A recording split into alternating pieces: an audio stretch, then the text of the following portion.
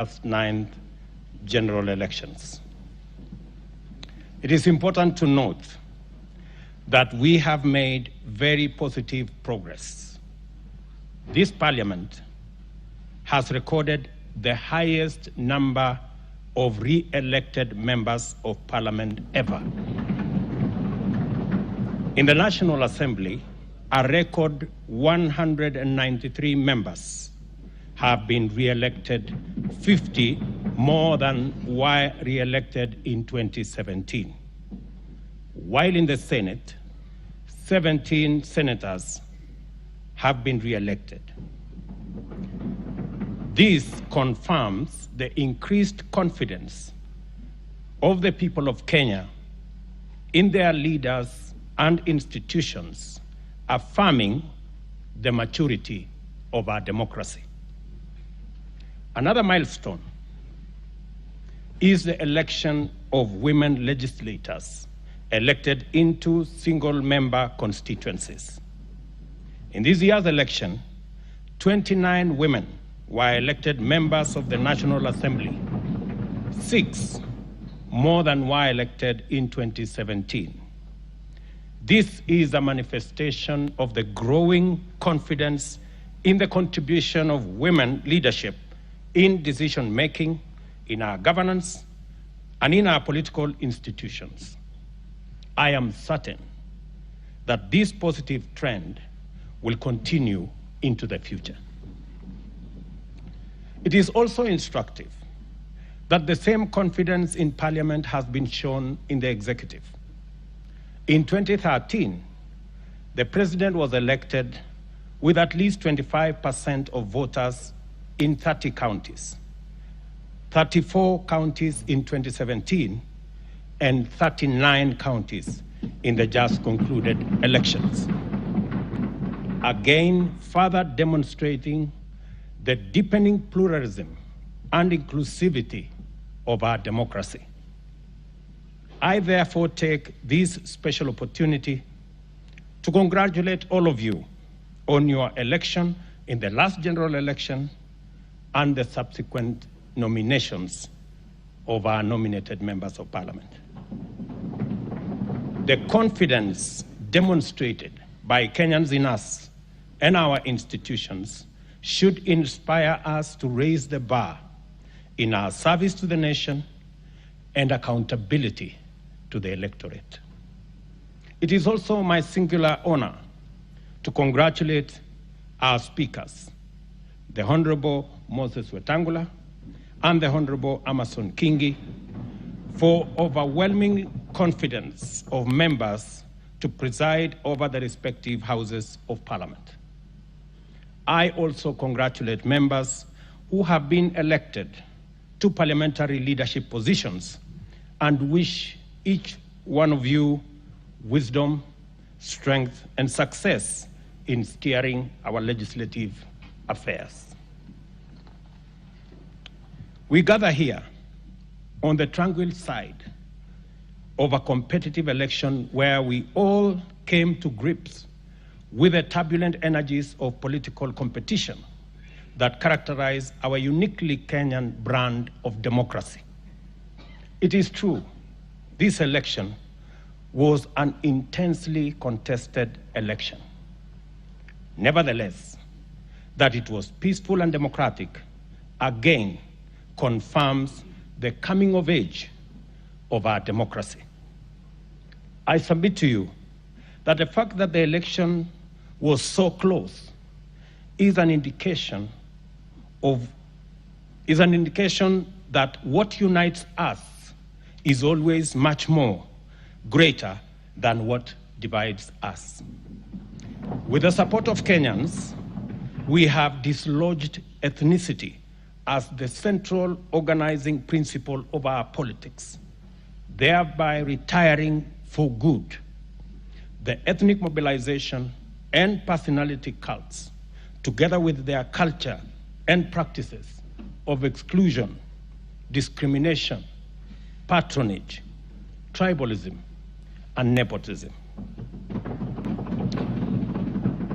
We took this assignment further with a paradigm shift of issue-based political leadership anchored in credible platforms, feasible programs, and transformative commitments aimed at positively affecting the well-being of all Kenyans from the bottom up. In summary, and this only happens, by the way, in Kenya, the sitting deputy president became the candidate of the opposition, and the leader of the opposition became the candidate of government. And as things would be, the opposition candidate won the election and became president. And the president became the leader of the opposition party. That's the beauty of our democracy. And it only happens in Kenya. In the process, we also affirmed the sovereignty of the people of Kenya as the ultimate decision makers as envisaged in the Constitution. I promise to lead an administration dedicated to the just and fair government of all Kenyans in order to deliver a Kenya for everybody. I commit to be the loyal, hard-working, devoted president of every Kenyan, and my administration will serve all without regard to any distinction, real or imagined. Certainly, service delivery under my administration shall be impartial, regardless of political affiliation or voter preference. Kenya is our home, and we remain united as one strong family. For these reasons, I want to persuade you that the legislative agenda I stand here to prosecute deserves the bipartisan support of this House. My administration is pursuing a transformational program that offers a uniquely all-Kenyan moment, which calls for unity of purpose in the legislature. We are committed to serving all Kenyans in all wards of each constituency and all counties throughout the Republic of Kenya. After all, we are committed to serving all Kenyans in all wards of each constituency and all counties in every region throughout the Republic of Kenya. After all, we all serve the same boss, the people, and their sovereign interests are our operating principle and purpose. I will run an administration that is open, that is transparent, and my administration will rely on oversight from this House to make sure the public gets value for every cent invested in every policy, project, and program. Consequently, I ask Parliament to consider a mechanism in the standing orders to facilitate cabinet secretaries to articulate government agenda, explain policy, and answer questions on the floor of the House to enhance executive accountability to the people of Kenya through their elected representatives. On this matter of oversight and holding government accountable, my administration commits to restore the place of Parliament in our democracy by respecting the autonomy and oversight authority of Parliament on the executive. Equally, I am a firm believer in democracy and the rule of law. That is why my first executive action when I took office was to undo a legacy of acts and omissions that had incrementally undermined the independence of the judiciary. For avoidance of doubt, The judiciary is an arm of government, just like Parliament, and my administration will be intentional in respecting the constitutionally mandated systems of checks and balances.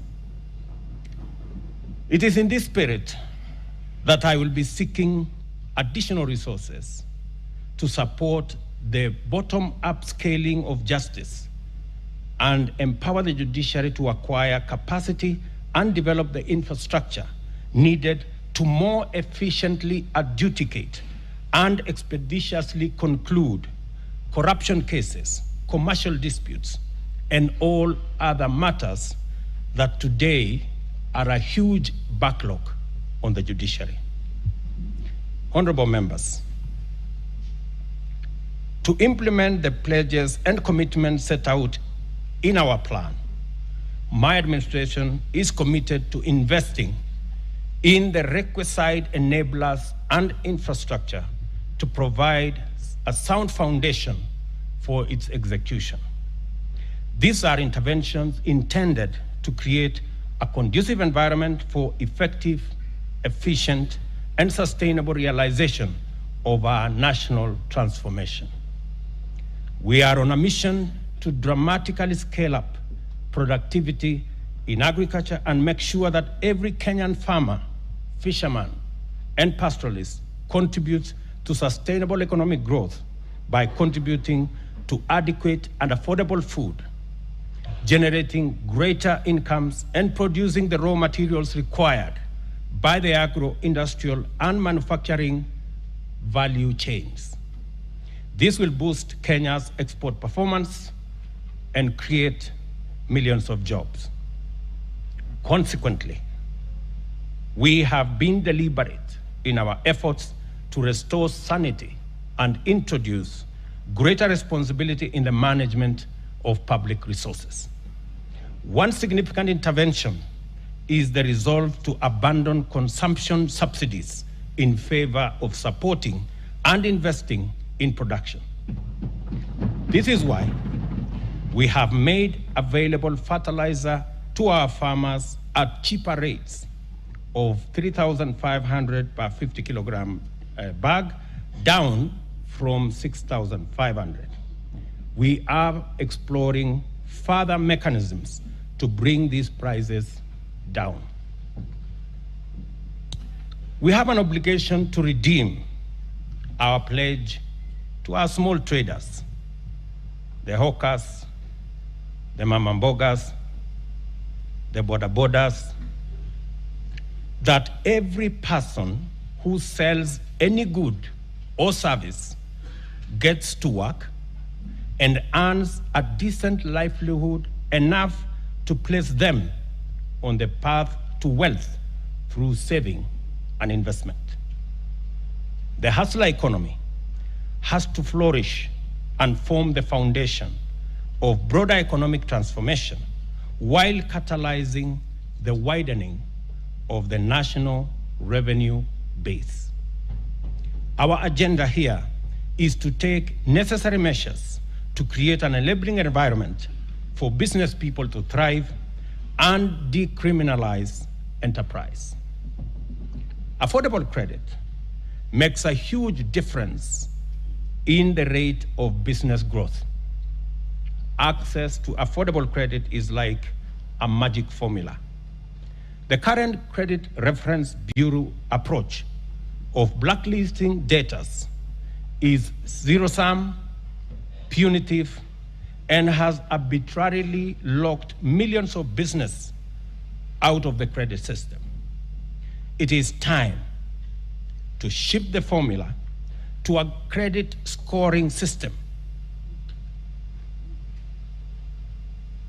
which allows lenders to apply customer segmentation and at the same time end the stigma of blacklisting. We have held productive conversations with operators of the Fuliza and M-Shwari platforms on the modalities of reducing their lending rates. I am happy to report today that yesterday, our engagement finally culminated in undertaking by the platform operators to reduce the cost of credit by 50%, and this is a significant step towards unlocking billions of shillings needed to spur economic activity by once again expanding financial inclusion. My administration will allocate resources every year to the Hustler Fund, from which micro, small, and medium enterprises can access affordable credit to start and expand their businesses. I promised yesterday that we will leverage on technology in the management and disbursement of these funds. And shortly, we will be bringing to this House the legislation and the regulatory framework to operationalize this fund. There is tremendous opportunity for this House to fully take up its role in resolving the systemic issues of limit to access affordable homes and affordable financing. This administration will unlock housing for the nation by doing a couple of interventions. Number one, we will work on the provision of land for affordable housing, both public and private. And number two, we will provide access to affordable and stable financing for those engaged in social, affordable housing across the country. These two measures will allow us to undertake mass housing production and thereby shape our approach to urban development and spatial planning, which, unlike before, will deliver sustainable and inclusive human settlement. I also wish to express our intention to bring to this House legislative proposals to provide a framework for a housing offtake plan, which will create incentives for developers to invest more money into our housing strategy and on the strength of guaranteed offtake of completed units. To actualize the enabling infrastructure, we intend to take the following steps. A public-private partnership funding framework is envisaged for large capital projects. In order to achieve our target of raising access to water from the current 60% to 80%, Kenya shillings 500 billion is required. Government can provide this gradually, but the private sector can mobilize it all at once. We will thus adopt a public-private partnership framework by entering into water purchase agreements with investors. I have already instructed the PPP unit at Treasury to work on the regulations that will facilitate the mechanism like we have in our energy sector for investors to work with us on a formula under a water purchase agreement instrument. This way, we will achieve water for all in less than a decade. Concerning electricity, we shall facilitate the development of innovative and effective modalities to provide better off-grid systems, including enabling consumers to form small cooperatives for that purpose.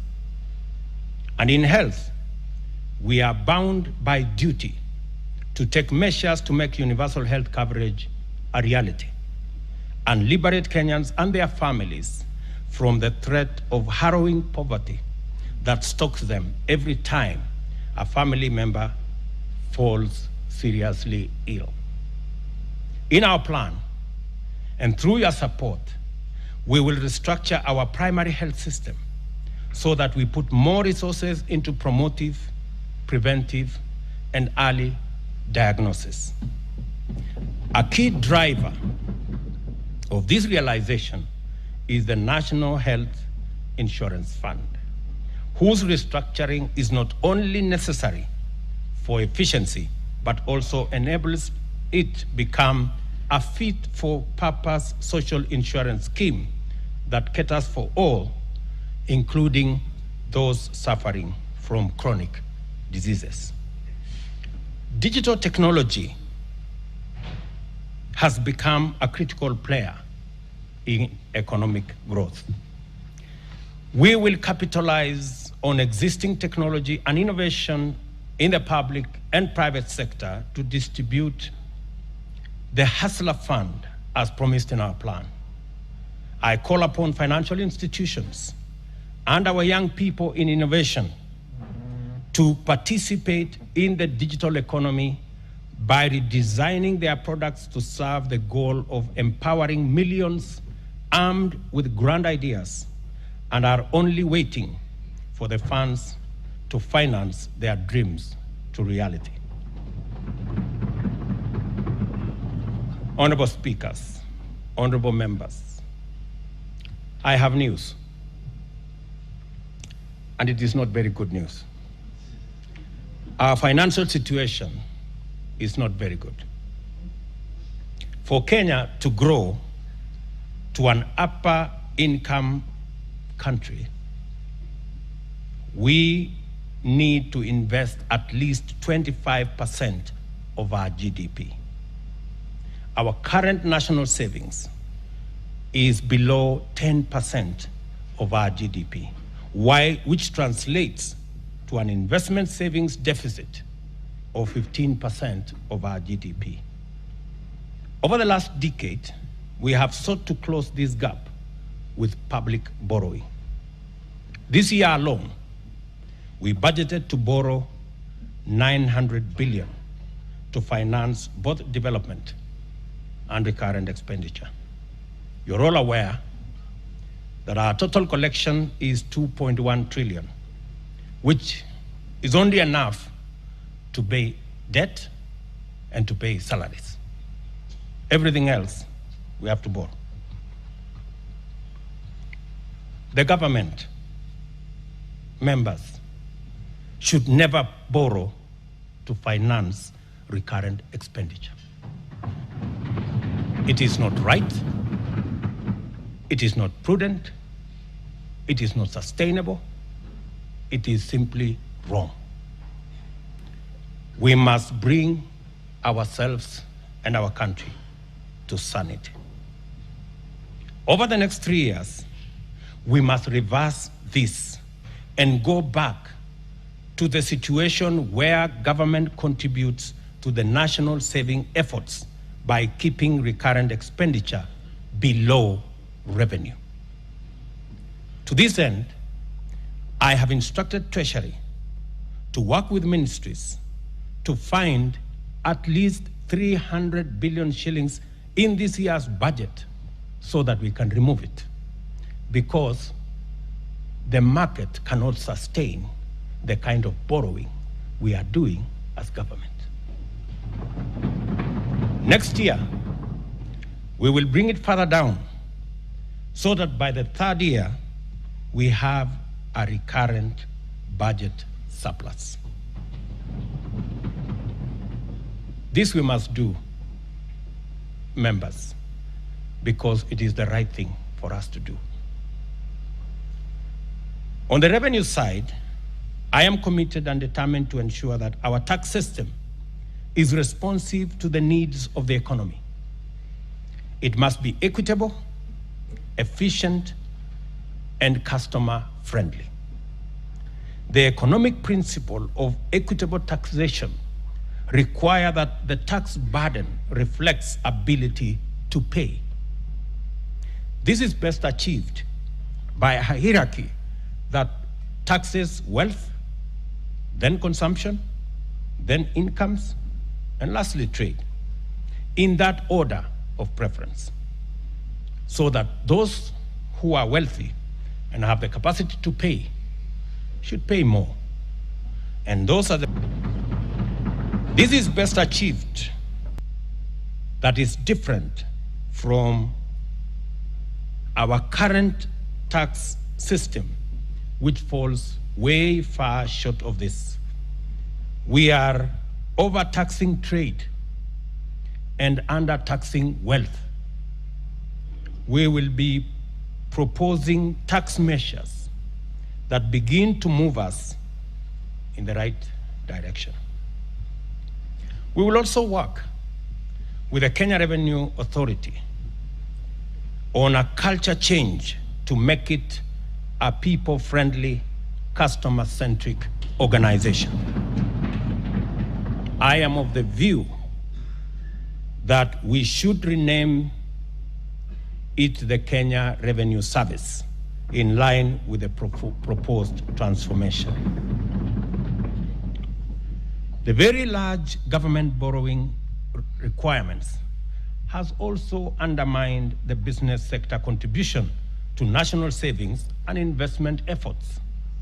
These measures outlined above will also address the problem of government crowding out the private sector from the credit market. It will encourage banks to go back to lending to businesses and also bring down interest rates so that the private sector can also contribute to reducing the savings investment deficit. In many countries, social security, and particularly pension systems, contributes significantly to the national savings.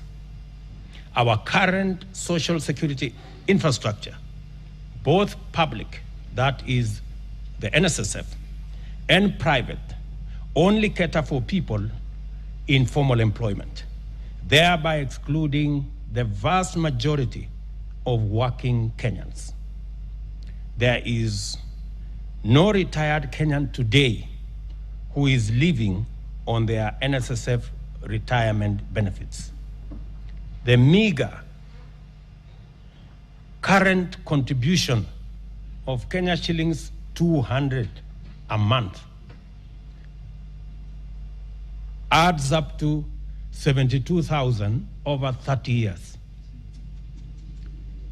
There is no rate of return on earth that can grow this into an adequate pension. I mean, we just have to be honest with ourselves. You cannot pretend that you are saving by saving 200 shillings. And it happens across board. Not surprising, many Kenyans scramble to provide for themselves by investing in the 50 by 100 plots of land, thereby exacerbating the problem of land fragmentation, price inflation, as well as land fraud. We intend to overhaul our social security infrastructure to make it inclusive, to encourage those excluded to save. I will be proposing a national savings drive to encourage those in the informal sector to set up their retirement savings plan. For every 2 shillings saved in the scheme, up to a maximum of 6,000 a year, the government will contribute a shilling for every 2 shillings saved by the private sector. Meaning that every Kenyan who will save 6,000 a year, the government of Kenya will give them 3,000 shillings. As part of the response to the ongoing drought, we have embarked on distribution of relief supplies to 3.5 million Kenyans who are affected by drought in 23 arid and semi-arid counties. The ultimate solution to the drought cycle in our country is mitigation of climate change and its adverse effects. We must act urgently to keep global heating levels below 1.5 degrees centigrade, help those in need, promote the use of renewable energy, and thus end addiction to fossil fuels. Honorable members, I know the contribution to the National Government Constituency Development Fund has made in making life better for our citizens. Having served in Parliament for 15 years, before and after the establishment of the National Government CDF, I know the difference it makes is monumental. I believe there is a way CDF can be aligned to the tenets of the Constitution. In this regard, I also hasten to add that both houses should also be adequately resourced for oversight duties. With regard to the Senate and its constitutional mandate, I believe the two houses should work together to set up the Senate Oversight Fund. This will be used to provide oversight of the millions of resources that are sent to counties. Honorable members, the people of Kenya rightly expect much of us. We have our work cut out. This is our chance to achieve real change by working together to make Kenya a land of equal opportunity for all, where every Kenyan is proud to call home. Let us all play our part in the service of our employers, the people of Kenya. I will be making other statements going into the future. I will make my statement today short. May the good Lord bless you, and God bless the great people of Kenya. Thank you.